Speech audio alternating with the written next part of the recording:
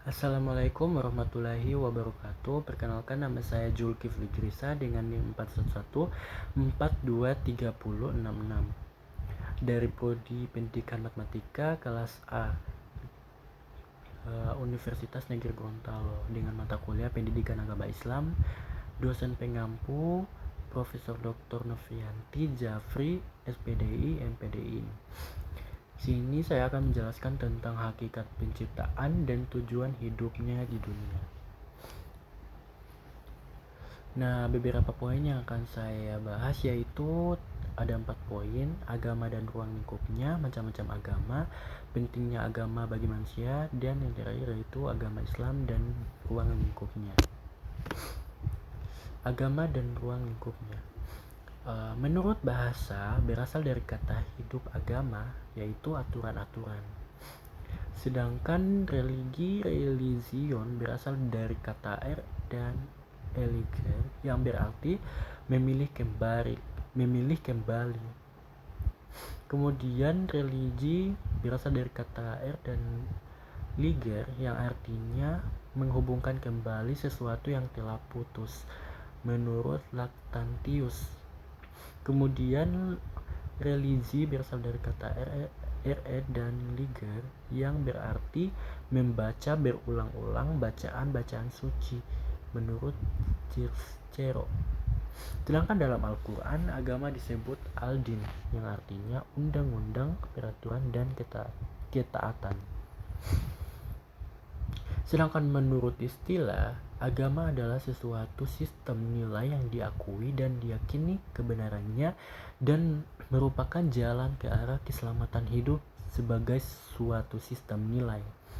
Agama sendiri meliputi 3 persoalan pokok, yaitu yang pertama, tata keyakinan atau credo, yaitu bagian dari agama yang paling mendasar, berupa keyakinan akan adanya sesuatu kekuatan supranatural, zat yang maha mutlak di luar kehidupan manusia.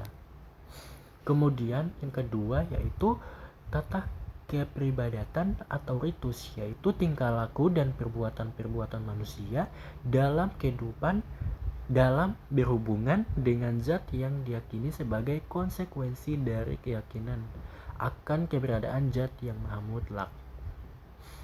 Kemudian yang ketiga yaitu tata aturan, yaitu kaidah-kaidah atau norma-norma yang mengatur hubungan manusia dengan manusia atau manusia dengan alam lainnya sesuai dengan keyakinan dan peribadatan tersebut. Kemudian macam-macam agama. Pada dasarnya agama ada 2 jenis, yaitu agama wahyu, ialah ajaran Allah yang disampaikan kepada para rasulnya untuk disebarkan kepada seluruh umat manusia. Yang kedua yaitu agama budaya. Agama budaya ini adalah ajaran yang dihasilkan oleh pikiran atau perasaan manusia secara kumulatif. Kemudian ciri-ciri agama wahyu dan agama budaya. Agama wahyu sendiri bukan tumbuh dari masyarakat, melainkan diturunkan kepada masyarakat, kemudian disampaikan oleh manusia yang dipilih Allah sebagai utusannya, semisalnya rasul. Kemudian memiliki kitab suci yang bersih dan dari campur tangan manusia, contohnya Al-Quran. Kemudian ajaran serba tetap, walaupun tafsirannya dapat berubah sesuai dengan kecerdasan dan kepekaan manusia. Kemudian konsep ketuhanannya adalah monoteisme mutlak atau tauhid.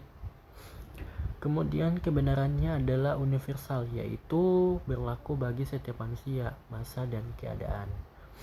Sedangkan agama budaya sendiri tumbuh secara kumulatif dalam masyarakat pengaruhnya, yaitu tidak disampaikan oleh utusan Tuhan, misalnya Rasul Allah, bukan.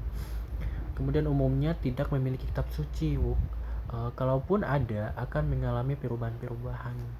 Kemudian ajarannya dapat berubah-ubah sesuai dengan perubahan akal pikiran masyarakatnya atau penganutnya.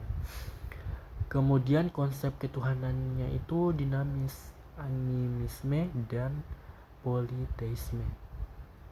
Kemudian keberadaan ajarannya tidak universal, yaitu tidak berlaku bagi setiap manusia, masa dan keadaan. Kemudian pentingnya agama manusia itu kenapa ya? Penting agama manusia, sangat penting agama bagi manusia karena keinginan kepada hidup beragama adalah salah satu dari sifat-sifatnya asli atau fitrah. Pada manusia, panggilan hati nuraninya, manusia pada dasarnya memanglah makhluk yang religius, yang sangat cenderung kepada hidup beragama. Oleh sebab itu, andaikan Allah tidak mengutus para rasulnya untuk menyampaikan agamanya kepada manusia, maka mereka akan berusaha dengan ikhtiar sendiri untuk mencari agama sebagaimana ia berikhtiar mencari makanan di waktu yang merasa lapar. Kemudian agama sangat penting bagi kehidupan manusia karena agama merupakan sumber moral, petunjuk kebenaran, sumber informasi tentang masalah metafisika, dan bimbingan rohani bagi manusia. Nah, agama sendiri sangat perlu karena agama adalah sumber moral, di mana manusia sangat memerlukan akhlak atau moral. Karena moral begitu penting dalam kehidupan. Moral adalah mustika hidup yang membedakan manusia dari hewan. Moral dapat digali dan diperoleh dalam agama karena agama adalah sumber moral, bahkan moral paling tangguh. Kemudian agama sendiri adalah merupakan sebagai petunjuk kebenaran, di mana manusia adalah makhluk berakal, dari akal lahirlah ilmu dan filsafat. Salah satu yang menjadi tujuan ilmu dan filsafat tidak lain adalah untuk mencari jawaban masalah kebenaran. Makanya agama ini adalah petunjuk kebenaran. Mengapa? Karena kebenaran yang mutlak dan universal itu adalah agama. Dan agama ini adalah agama Islam. Kemudian agama ini adalah sebagai sumber informasi yang metafisika. Sesungguhnya persoalan metafisika sudah masuk wilayah agama dan iman, dan hanya Allah saja yang mengetahuinya. Manusia dan akal dengan ilmu dan filsafatnya tidak sanggup menyikap rahasia metafisika. Kemudian agama ini adalah sebagai pembimbing rohani bagi manusia, di mana kehidupan dunia adalah rangkaian dari suka dan duka yang silih berganti. Dapat dilihat seringkali orang salah mengambil sikap menghadapi cobaan, suka dan duka ini. Kemudian agama Islam dan ruang lingkupnya. Nah, Islam menurut bahasa berasal dari kata aslama yuslimu, yang artinya tunduk, patuh, dan berserah diri. Agama Islam adalah risalah atau pesan-pesan yang diturunkan Allah kepada para nabi dan rasul sebagai petunjuk dan pedoman yang mengandung hukum-hukum sempurna untuk dipergunakan dalam menyelenggarakan tata cara kehidupan manusia, yaitu mengatur hubungan manusia dengan manusia lainnya, hubungan manusia dengan alam, dan manusia dengan khaliknya. Karena itu, agama Islam mengandung 3 komponen pokok yang tidak dapat dipisahkan antara satu sama lain. Ketiga komponen tersebut yaitu akidah atau iman, yaitu keyakinan akan adanya Allah dan para rasul yang diutus dan dipilih untuk menyampaikan risalahnya kepada umat melalui malaikat.